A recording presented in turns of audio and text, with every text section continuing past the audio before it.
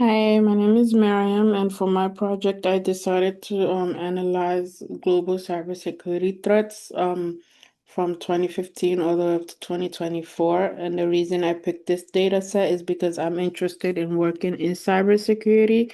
I kind of have experience in the field, and that's where I want to be at after I graduate.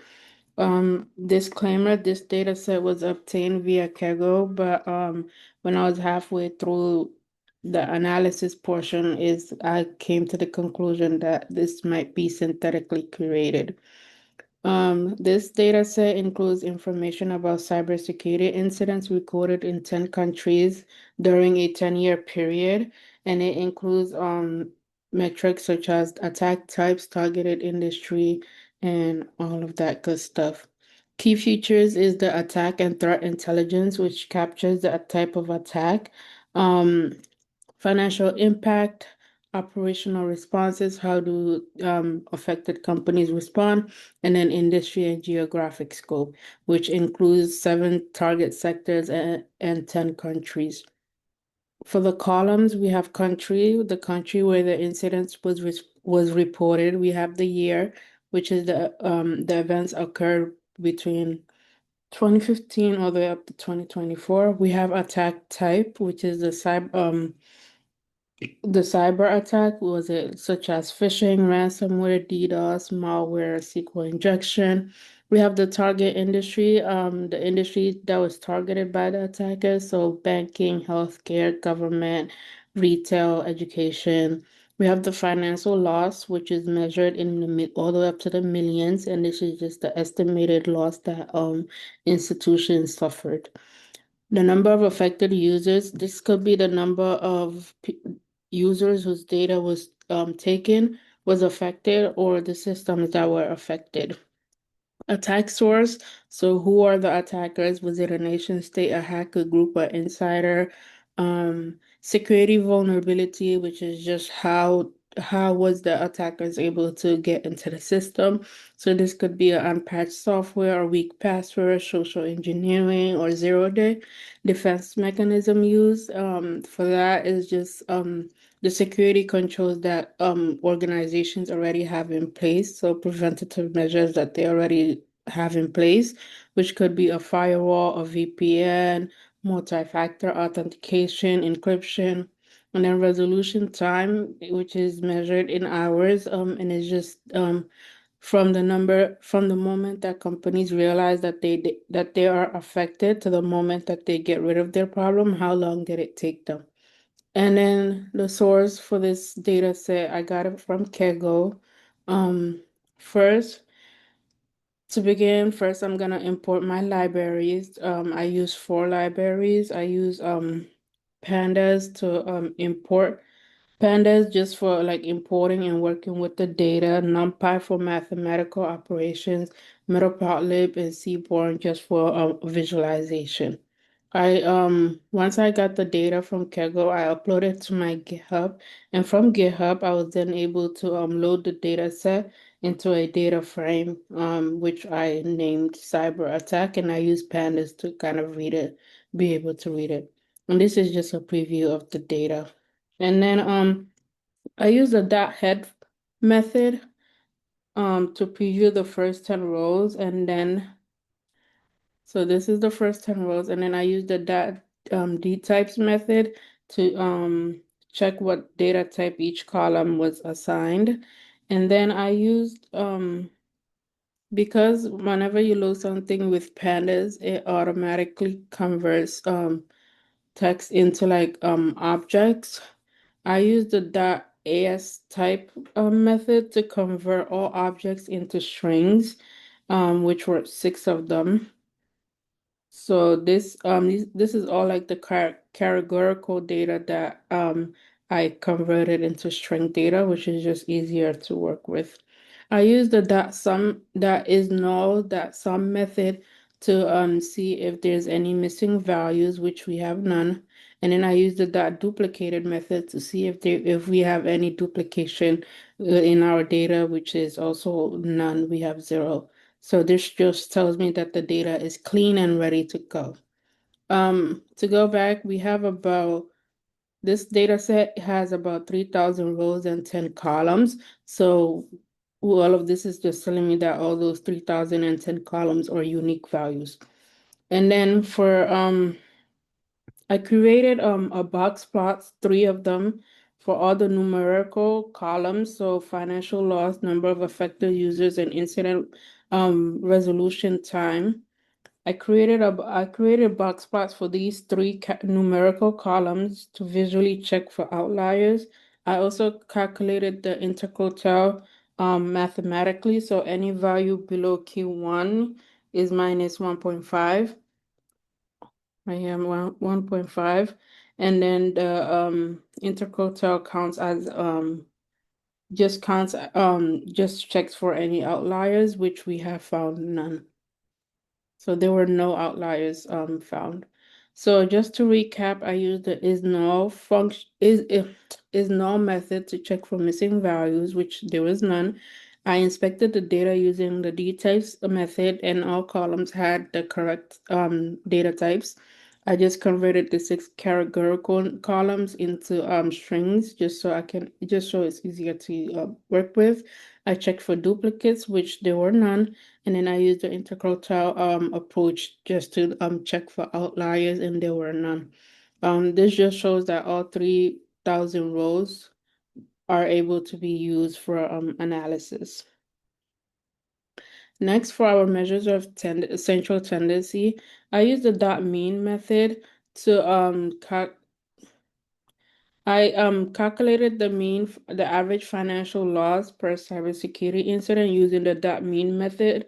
Since there were no outliers, that means that this is a reliable representation of the average. And then I use the dot median method for affected user because it's more resistant just to extreme values than the mean. And then I use the dot mode method to find the most common defensive mechanism since it's a categorical column. I added a 0 to just so it will grab the first result in case of a tie. And yeah, and as we can see that the most used defensive mechanism was the antivirus, which comes at 628, but it's also not by much because companies are also using VPN encryption firewall, which is good. This tells me that they're not just relying on just one, which is good. And then for our number of affected users per incident was 504,513.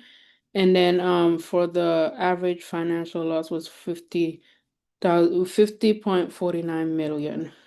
I kind of sped through that. And then for the measures of spread, I calculated 5 measures of spread for resolution time. I calculated the standard deviation and then just to show like the average distance from the mean, and then the variance is like the standard deviation squared. And then I also calculated the range, which is the maximum minus the minimum.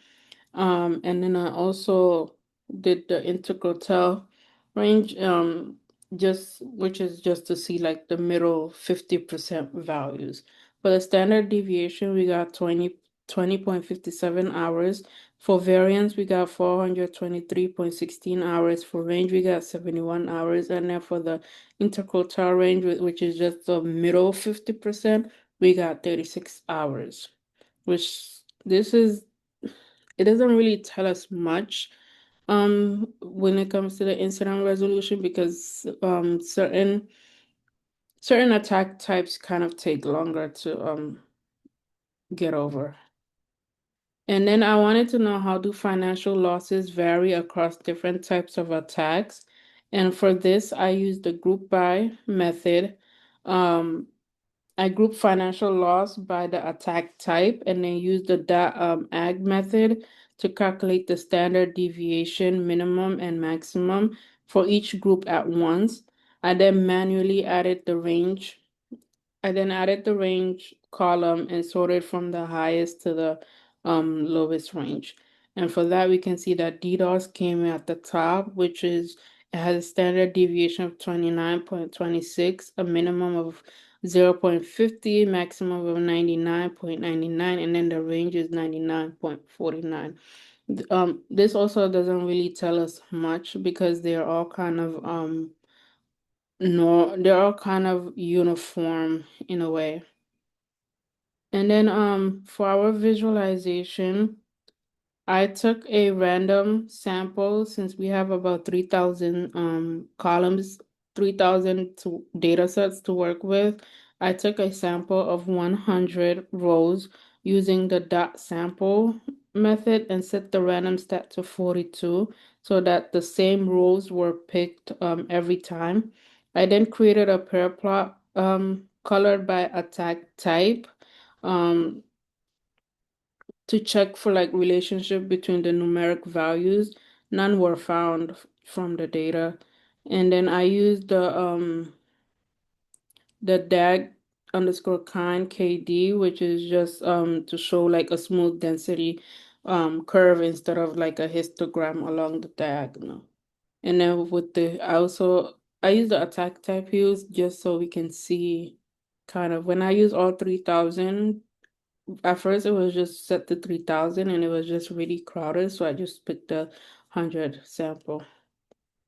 And this doesn't really tell us much either. It's all uniform in a way. Next, for the average financial loss by target industry, I used that group by method to group by industries. I calculated the average financial loss and sorted it from I'm sorry. I used the that group by method. I grouped by industry and then calculated the average financial loss and then sorted it. I then looped it through each bar to add a dollar label on top of the X text positioning it at the center of each bar horizontally and just above it vertically. So the numbers could be at the top. And this also doesn't tell us much, which it just tells us that each industry is losing about 52 million per incidents.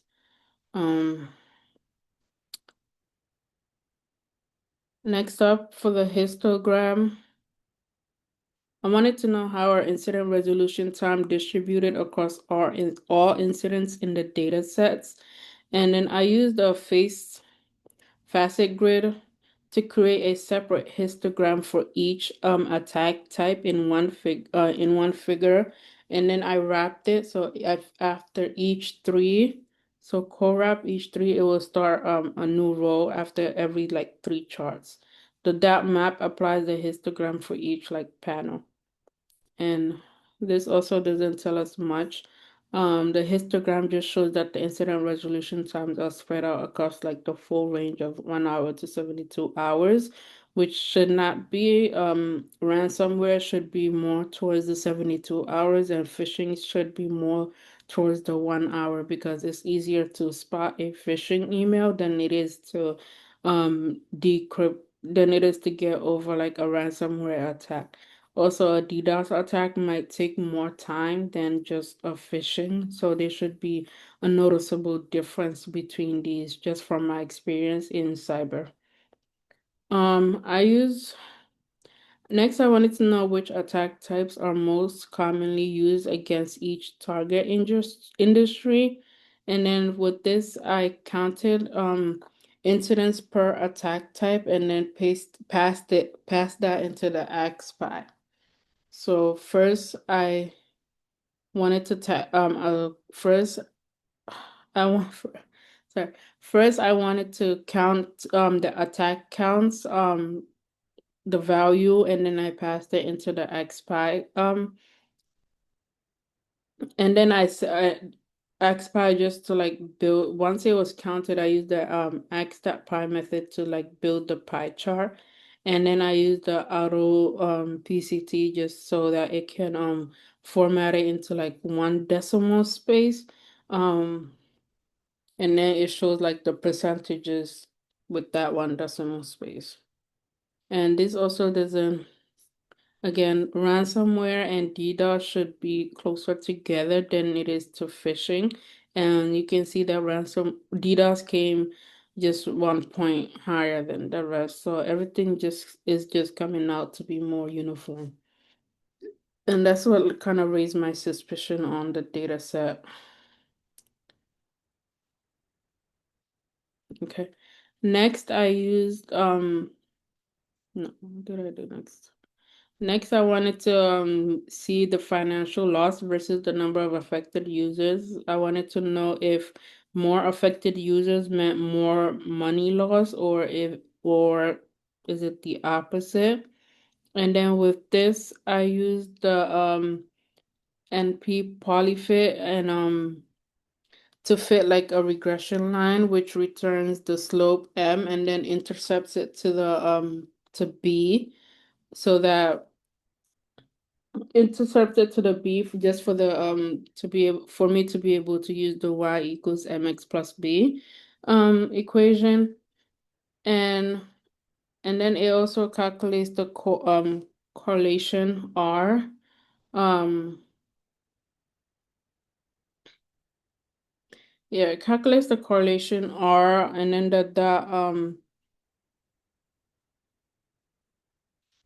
mm, oh no, oh, and then is this the NP corset, which is what calculates the correlation R, and I set it to R. And then I also did like a prediction of 6,000. The issue was this, so with about 6,000 affected users, you'll see that only companies lose about 50.40 million, but it doesn't matter what number I put, I still end up with 50.4 million money loss. If I put 6, I'm still gonna end up with the same amount. So this also doesn't tell us much. And then so yeah, I didn't see any clear relationship between the two variables, so um it doesn't really tell us that much. Next, I wanted to know if I randomly selected an incident if a randomly selected incident from the data set, what is the probability that it is a ransomware? And for this, I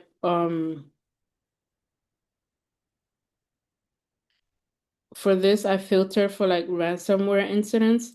So I put attack type equals to ransomware, and then I counted them with the len method and divided by the total to get the probability of about 16.43%, which so there's about 493 ransomware incidents, and when you divide that, you get about 16.43%. So for that means like for every 6 incidents that occurs, one of them is a ransomware, which is not good.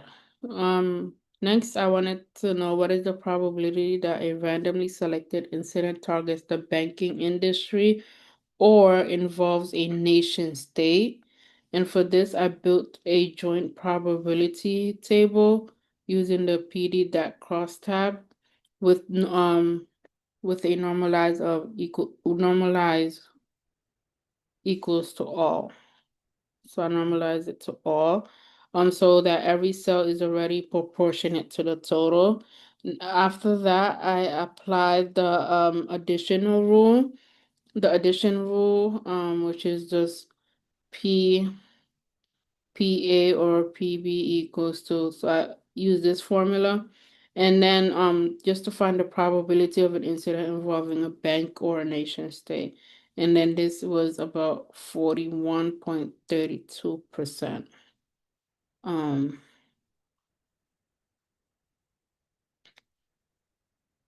Next, I wanted to know that given that an incident has a financial loss greater than 75 million, what is the probability that it used a 0-day vulnerability? For this conditional probability, I first filtered only high loss incidents, so anything higher than 75 million. So if I filter like the financial loss, anything greater than 75. Sorry. For anything that's greater than for anything that's greater than 75, and then yeah, I got 23.9 23.99 after like I did the division, after I divided um so then after I wanted to know what is the probability that randomly selected incident was resolved under 24 hours. So for this I set the incident resolution time to let anything less than 24 hours. I wanted to know, and then I did the division, and then I got 31.93. I just divided by the total probability of it, and I got 31.93%. And then for additional assessments, I wanted to know how has the number of cybersecurity incidents changed over time, and which attacks are trending up or down, which is kind of what made me want to do this project in the first place. I counted like the total incidents per year first. Um, Oops, that's not what I wanted to do. So I counted the total incidents per year, and then I broke that down further by the total attack type. So I used that group by method to count the total, and then that group by method also to for the attack to count the attack type.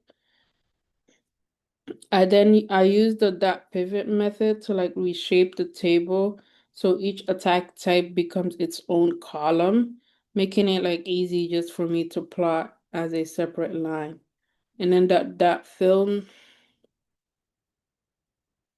and then I use like the dot fill now method zero to just fill in any missing year attack combinations with like it just fills it in. Um so this is just what I use for the incidents per year, and then this is for the attack type trends. So this also doesn't tell us much. Everything is just uniform. So the first chart is just showing the total incidents per year with like a cool like gradient color, and then the second loops through each attack type and draws like a line for it. So, and then I kind of color coded it with Seaborn to make it. The issue this seeks to determine, I wanted to determine whether the frequency of cybersecurity incidents has increased over time, especially with the rise of AI. It should have, and whether like some attacks have become more common than others. Um, but this doesn't really tell us much. In summary, with this data set, it was about 3,000 global cybersecurity incidents, which were all unique. Financial loss appears to be relatively consistent across all different type attacks and industries. This shows that like cybersecurity incidents can become very costly, as we know. And then there was no clear relationship between the number of affected users and financial loss, which it should be. Um, and but the data is not showing that. And then also the resolution time vary widely across incidents, ranging from quick responses to to cases to quick responses to cases that take several days to those that take several days. The issue with that is some of the attack types that the data is showing take several days doesn't match what I was expecting. Yeah, so that's all. Bye.